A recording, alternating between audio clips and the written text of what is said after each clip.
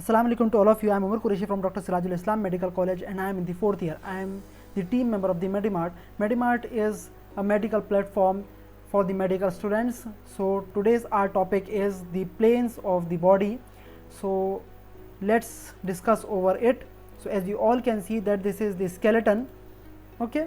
So first of all we divide the body parts into the three main planes, and those are the sagittal plane, the coronal plane and the transverse or the horizontal plane.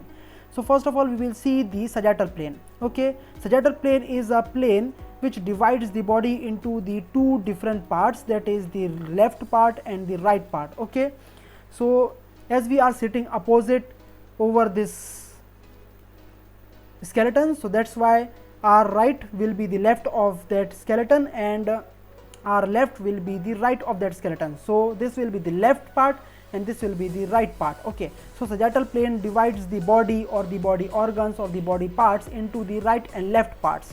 Then the next plane over here is the horizontal or the transverse plane. So basically the horizontal or the transverse plane divides the body into the upper and lower halves, or the superior part and the inferior part. Okay, and the next plane over here is the coronal plane. Okay, so basically the coronal plane divides the body into the anterior and posterior halves. Okay, just like that. This is the anterior half and this is the posterior half. So basically this plane is called as the coronal plane. So we have covered all the three planes.